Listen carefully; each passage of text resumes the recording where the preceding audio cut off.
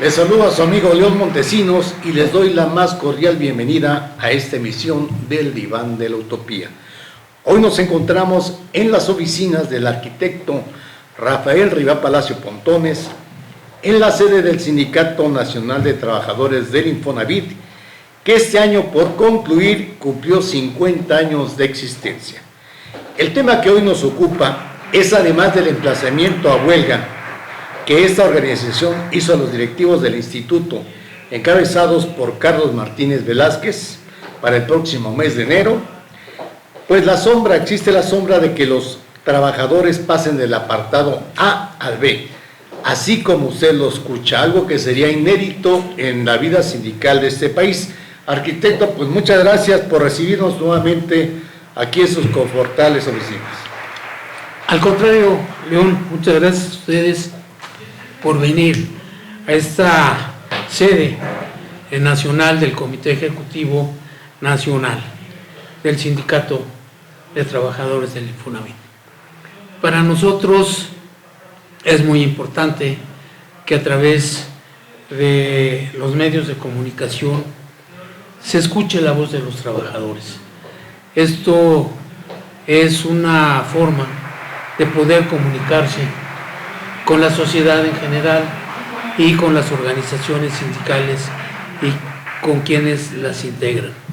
Creo que ha tocado usted dos puntos muy importantes: el de la revisión salarial o el emplazamiento y contractual, por eso está emplazado a huelga el Infonavit, y el de que nosotros podamos pasar aparentemente a ser trabajadores al servicio del Estado, que no es ninguna pena ni mucho menos. Creo que es muy respetable la postura de los trabajadores al servicio del Estado y son muy respetables, tanto como los trabajadores que están pues al servicio de las empresas. En 1973, si me permite, cuando nace el sindicato, había ya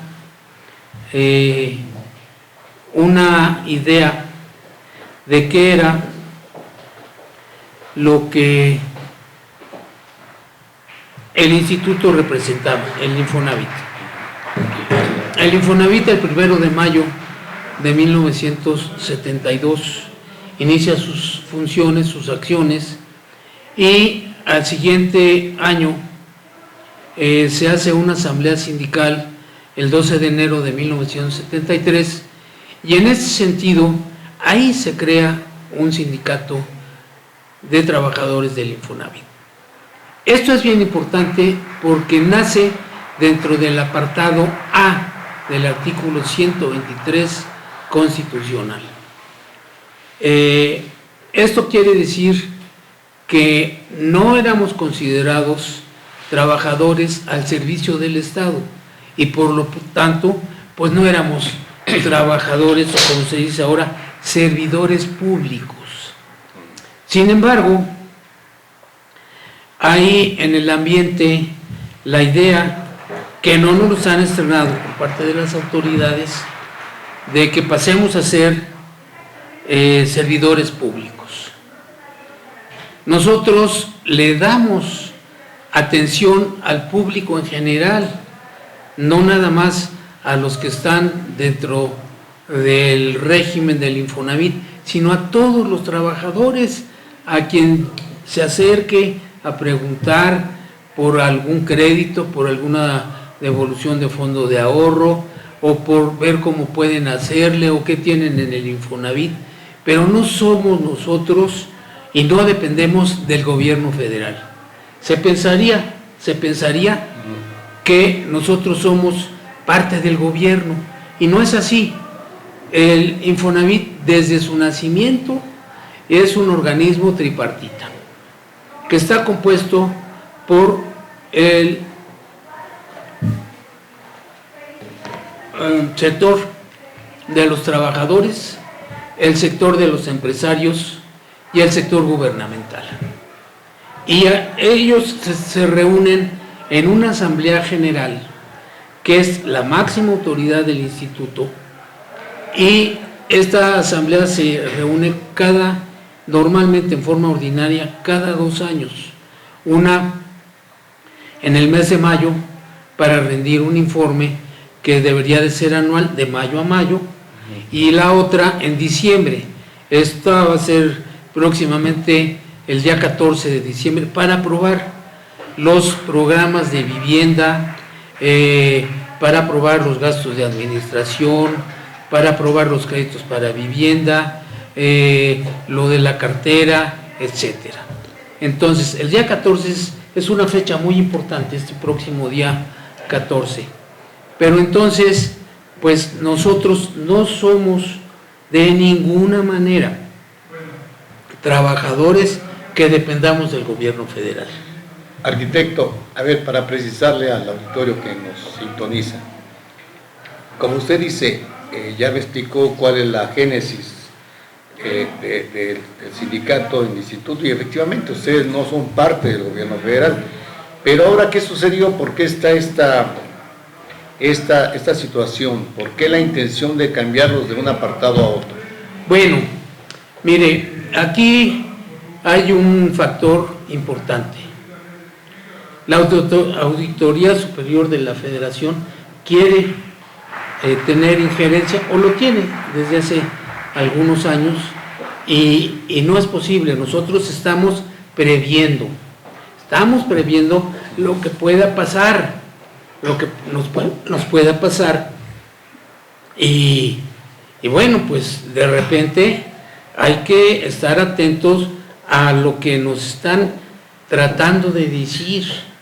Es decir, al ratito nos van a decir que el Infonavit es del gobierno federal. El gobierno no da un solo centavo para el Infonavit. Todo el dinero lo ponen los empresarios o los empleadores en favor de sus trabajadores. El dinero del Infonavit está etiquetado. Cada trabajador tiene un recurso. Vamos a decir que son recursos privados, porque son de cada uno de nosotros, no son del gobierno. Entonces, previendo que vaya a pasar algo, mejor de una vez nos vamos hacia la defensa de lo que creemos que pueda pasar. Arquitecto, pero ¿cuándo se enteran ustedes de esta situación de la probable intromisión de la Auditoría Superior? ¿Y cuál es la posición que asume la dirección de Infonavit? Muy bien. Nosotros nos enteramos recientemente, porque se empieza a dar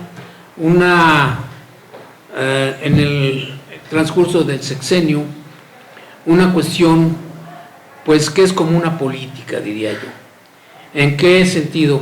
En el sentido de ir absorbiendo poco a poco las instituciones, algunas para que estén al frente militares, otras para pues destinar los recursos a otras cuestiones, y aquí nosotros estamos enterados desde hace varios años de esta idea.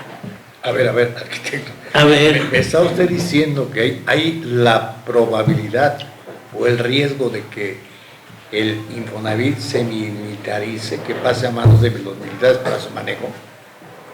Bueno, pues de acuerdo a lo que estoy viviendo, pues yo creo que sí. ¿Y qué es lo que estamos haciendo nosotros? Pues tomar medidas preventivas, y no nada más. Al rato el secretario general del sindicato, pues a lo mejor es un teniente coronel, alguna cosa así. Entonces, mejor hacer caso al famoso dicho de: cuando veas las barbas de tu vecino mojar, pon las tuyas a remojar. O sea, no vayamos a estar aquí esperando y de repente, ¡ay! O como dicen, piensa mal y acertarás. Bueno, si me permite, arquitecto, vamos a nuestro primer corte. A nuestro auditorio del país lo invitamos a seguirnos a través de nuestras redes sociales que están apareciendo en pantalla. Regresamos.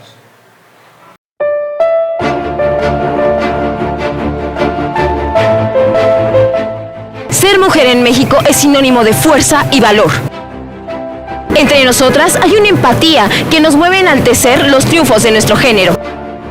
Soy Carla Valderas y les recuerdo que juntas tenemos una cita con la sororidad. El espacio donde conoceremos y reconoceremos a las mujeres que están logrando trascender en los diversos ámbitos de la vida nacional. Cita con la sororidad, por supuesto, a través de Cananea TV, porque la lucha sigue.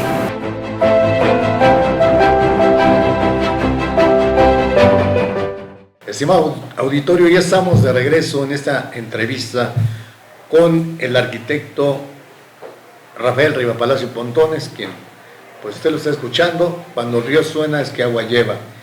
Y le quiero preguntar, arquitecto, en el hipotético caso de que esto se diera, ¿cómo afectaría los intereses de los trabajadores su paso del apartado A al apartado B?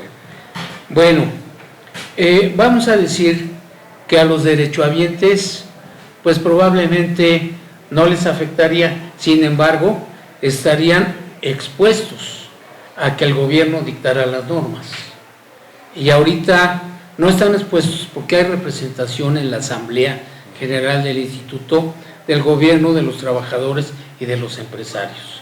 Y de la otra manera, solamente el gobierno decidiría cuáles son las normas y las políticas por las que se va a regir el Infonavit.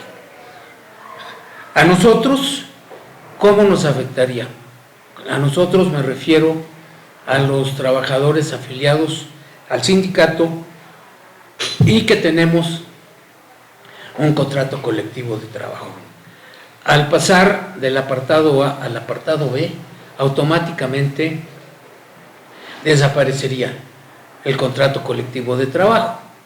Ya no tendríamos contrato colectivo de trabajo que este año cumplió 50 años de haberse firmado el primer contrato. De los más longevos del país y además de los mejores contratos colectivos que hay en México. Pues mire, yo creo que le agradezco la opinión, pero quisiéramos ser de los mejores contratos, pero adecuarnos a las consideraciones y a la actualidad del país. Nosotros necesitamos que nuestros compañeros más jóvenes ingresen al Infonavit, porque tienen otras necesidades diferentes a las que nosotros teníamos en 1973 y que luego en 75, en 77, etcétera. Tienen otras necesidades. Nosotros tenemos alguna información en que los trabajadores, por ejemplo, nuevos o recientes, como que no le hacen mucho caso al sindicalismo o al sindicato del Infonavit, para no generalizar. ¿Por qué? Pues precisamente porque no hemos sabido darles a entender lo que es un sindicato, enseñarles lo que es. Pareciera que estar muchos años, yo quiero decirle que tengo en el Infonavit 50 años, y lo digo en son de broma, de estar cobrando. Yo nunca he trabajado en el Infonavit, pero tengo 46 años de ser secretario general. Entonces, bueno, me dirían, ¿no se le hacen muchos años? Pues yo diría, los que deciden son los trabajadores agremiados al Infonavit. Claro. Si ellos creen que es mucho, pues ya que escojan a otra persona. Y yo soy un convencido de que está terminando mi ciclo y de que debe de venir, por ejemplo, en cuanto a equidad de género, una mujer a la Secretaría General, y que pudiera venir una mujer joven y guapa y bella, porque también, ¿no? Sí. No, pues nos está dando una exclusiva, arquitecto, ¿no? Bueno, ya, sí. Ya está haciendo un retrato al lado de su sucesora. Bueno, sí. Pues para qué dice uno que no, creo que sería muy interesante. Claro. Además, como dicen por ahí ciertas candidatas presidenciales, es tiempo de las mujeres. Siempre ha sido el tiempo de las mujeres. Yo nunca me he casado con un hombre. Y nada más me casé una vez. Y ahora, bueno, pues ya mi esposa ya hace 4 años que ya no está aquí. Pero bueno, nada más me he casado una vez y yo creo que es difícil que me vuelva a casar, o si me vuelvo a casar, me casaré dentro de unos 15 o 20 años, más o menos, para que me cuiden. Lo va a pensar bien. Pero bueno, sí necesitamos darle mucha cancha a las mujeres. Por ejemplo, en el Comité Ejecutivo Nacional, el 60% de quienes la integran son mujeres. 60%. 60%. Por cierto, don Rafael, ¿cuántos... Quítale el don, por favor. Bueno, Rafael, arquitecto Rafael. Bueno, Rafael. ¿Cuántos trabajadores tiene el Infonavit sindicalizados? Sindicalizados somos 2.824 actualmente. Pero tenemos un programa de jubilación a donde se van a ir jubilados cerca de 400 personas sindicalizadas. 400, sí, señor. Pero las vamos a sustituir a todas. Entonces, de jóvenes, como usted decía. Con jóvenes, claro.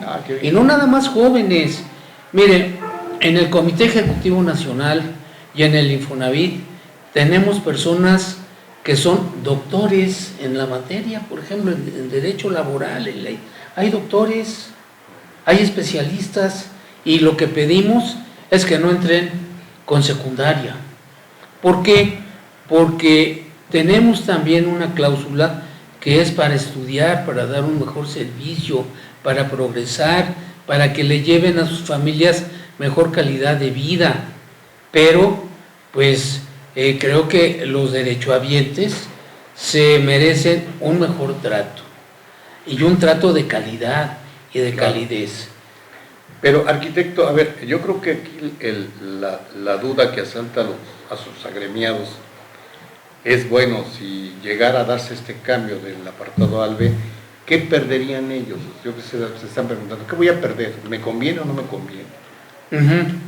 Mire, ya hemos hecho una difusión de lo que representa estar en el apartado B.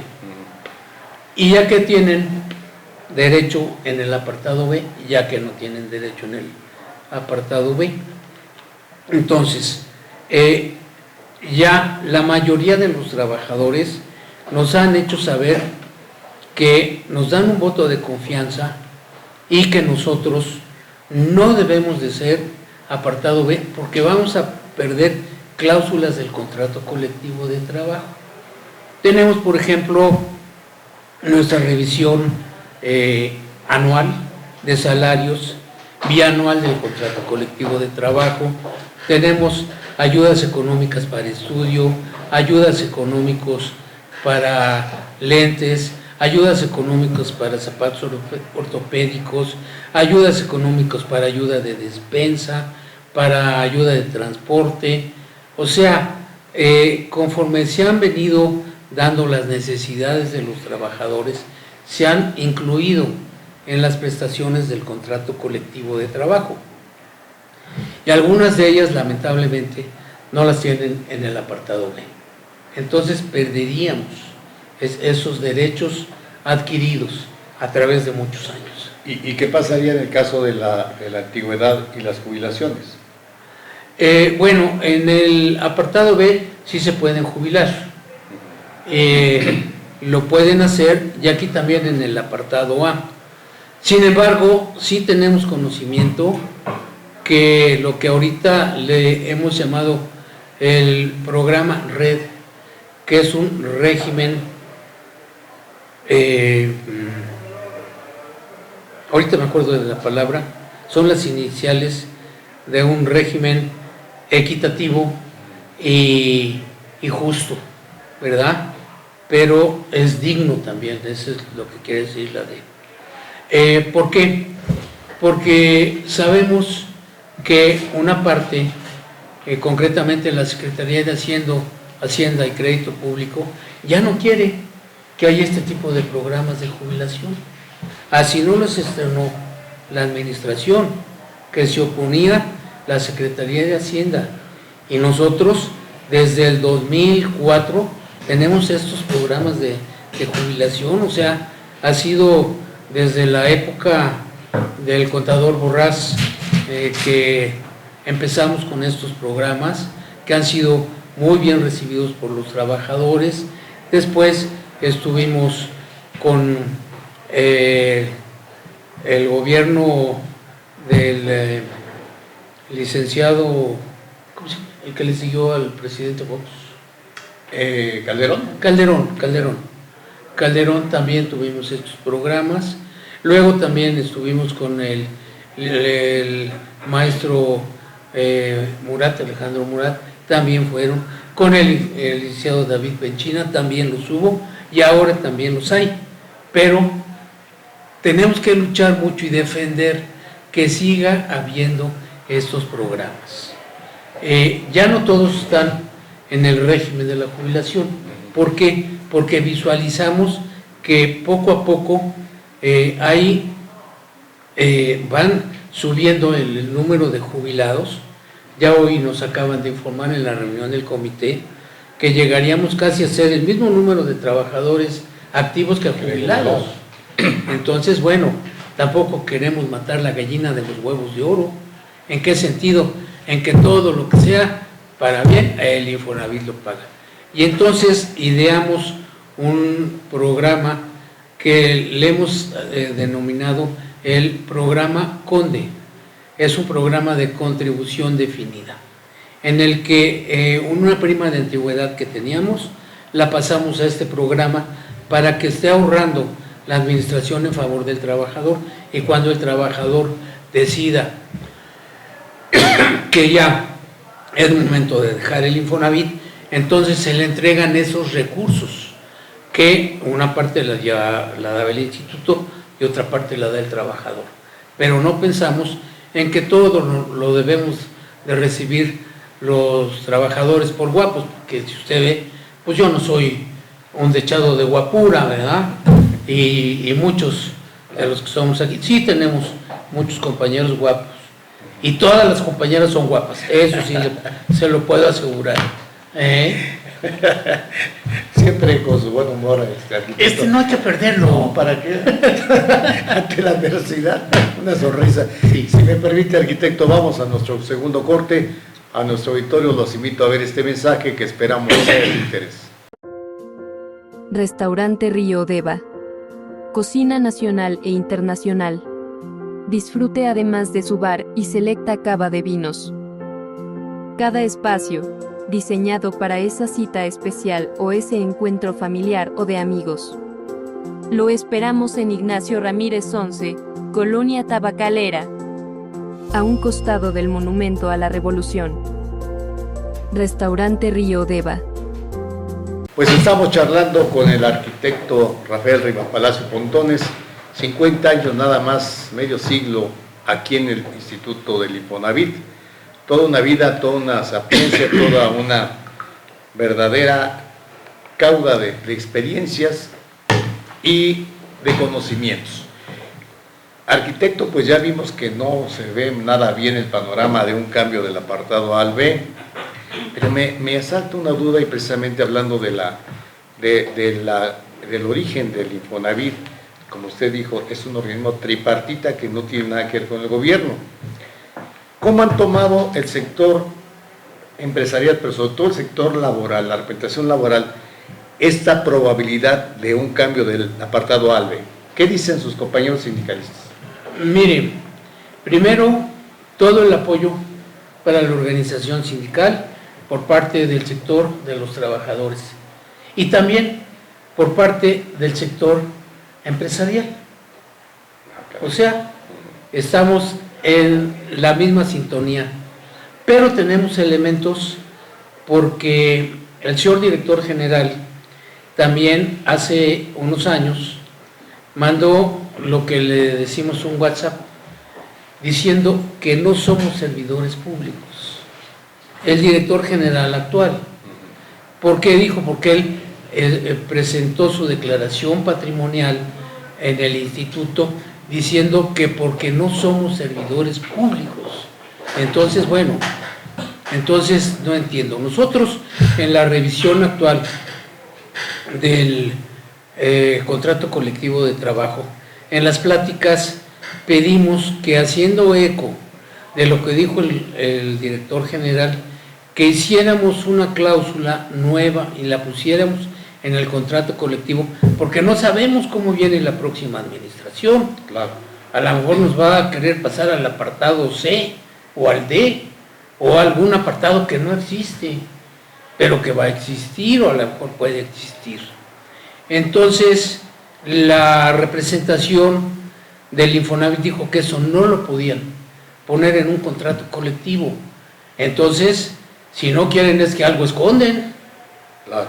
Porque si están convencidos y están de acuerdo en lo que dice el director, pues bueno, por lo menos los funcionarios del Infonavit deben de tener muy claro que lo que dice el director, pues es lo que deben de hacer. Pero, arquitecto, si la composición tripartita habla de que se vota en conjunto y en mayoría, si son 2 votos contra 1, ¿cómo le va a hacer la administración para poder cambiar un régimen laboral? No entiendo.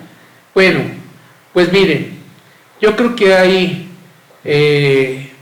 instancias.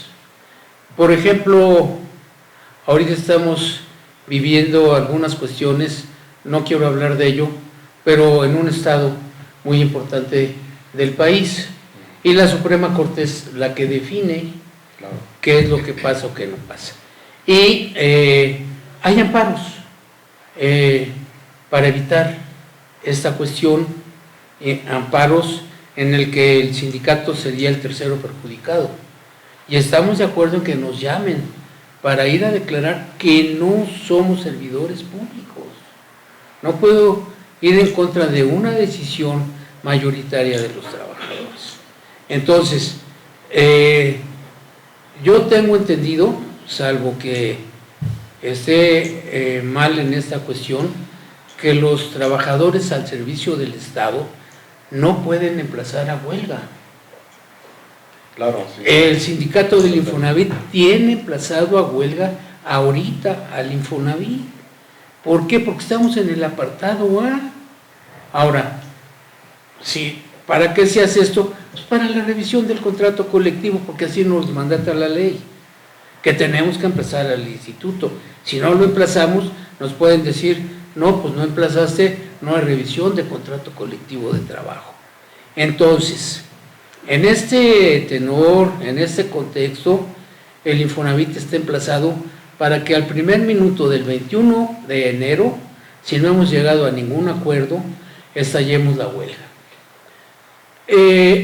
Estamos ahorita en reuniones con el Centro Federal de Conciliación y Registro Laboral. Llevamos 6 pláticas más o menos. Mañana tendremos esta plática a las 8, desde las 8 de la mañana estamos ahí y hemos recibido, también lo quiero decir, muy buena orientación de parte de los conciliadores y de parte de quien está al frente de este centro, el licenciado Domínguez Marrufo, quienes están muy interesados en ver cómo se desenvuelven las pláticas en el Infonavit. Empezamos a tener informes y acciones en lo privado, pero pues ahora decidimos conjuntamente ir al centro. Y no nada más el centro, el Tribunal Federal Laboral también está muy atento. Arquitecto, en la asamblea, la próxima asamblea del 14 de diciembre, ¿esta probabilidad del cambio de apartado A a B será uno de los temas fundamentales a tratar? No, señor, estoy seguro que no. ¿Por qué? Porque no viene en el orden del día. ¿Y por qué no le pide usted al sector laboral que le incluya? Es un problema, como usted dice, que está latente.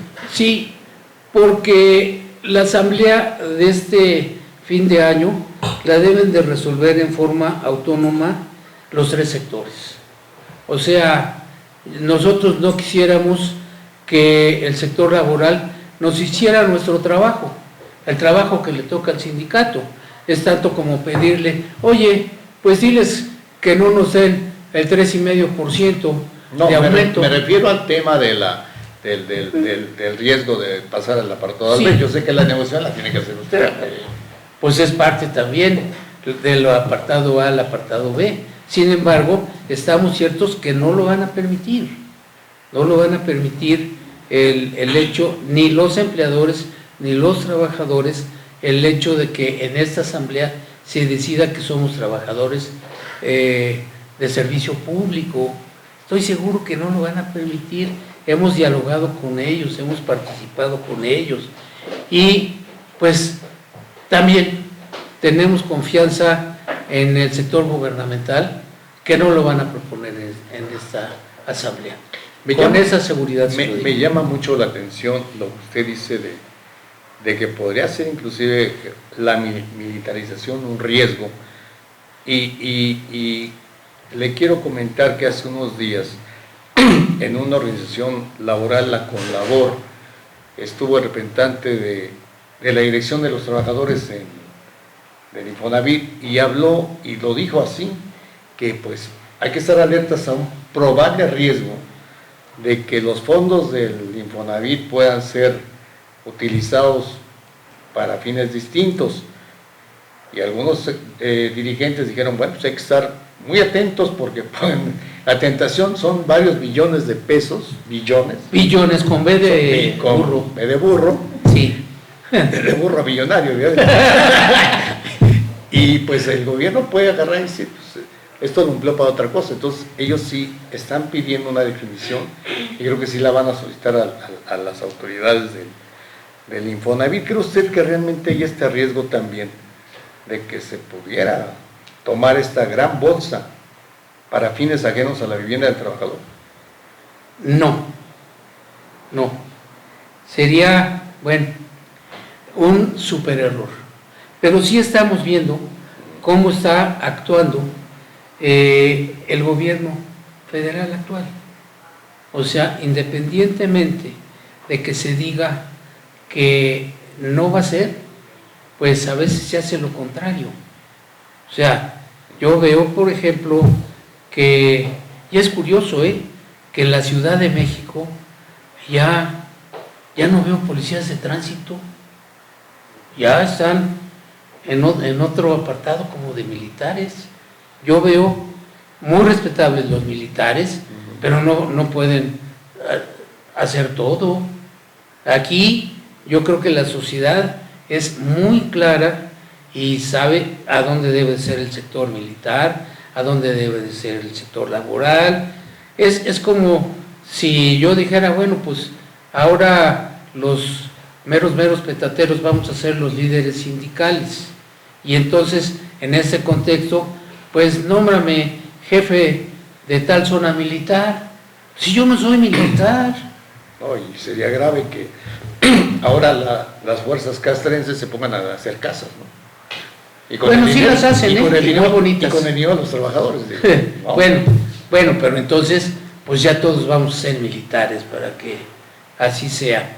Pero creo que los militares tienen patriotismo, tienen ética, tienen lealtad y tienen disciplina. Y en su momento también, pues habrá militares que digan, por aquí no va, ¿verdad? Y habrá militares que tengan otra opinión, y muy respetable su opinión. Pero lo que no debemos permitir, desde mi punto de vista, es que se dé una militarización nacional completa. Arquitecto, desgraciadamente el tiempo se nos agotó, pero no quisiera cerrar esta emisión sin que le envíe usted a sus compañeros sindicalizados de todo el país un mensaje en torno a esta probable cambio del apartado A, si me hace. Con mucho gusto. Y quiero ser muy práctico y conciso, macizo y preciso. Los trabajadores agremiados al Sindicato Nacional de Trabajadores del Infonavit no estamos dispuestos a que los recursos que son de ustedes, de cada uno de los trabajadores, los esté manejando el Estado. El gobierno, volveríamos prácticamente a las tiendas de raya. en que se nos paga, decía, ahora tienes que gastar tu dinero acá. Gracias compañeros, gracias por escucharme. Sé que va a haber voces discordantes, pero respetaré la libertad de expresión, la democracia, la autonomía y la independencia de las organizaciones sindicales. Muchas gracias. De mi parte es todo por hoy. Agradezco la hospitalidad del arquitecto Rafael Palacio Pontones, dirigente nacional del sindicato del Infonavit, quien por cierto, pues quiero hacer aquí un compromiso. Yo sé que esto es un tema aparte, pero aquí don Rafael es un venero de anécdotas que no hemos podido platicar. Sí. Creo que es importante comentarlas, a ver si quiero que hagamos aquí el compromiso, que fuera de los temas laborales, un día tengamos una charla más relajada, para que conozcan todo el acervo de anécdotas que tiene aquí el arquitecto. Con mucho gusto, León, y muchas gracias a usted y a quien está pues al frente, a sus colaboradores y más. Voy a aprender a leerle aquí, porque pues es el diván de la utopía. De la utopía. Así es. Qué bueno. Pues gracias. efectivamente estuvimos aquí en el diván de la utopía. Los esperamos en la siguiente emisión, porque recuerde que aquí en Cananea TV la lucha sigue.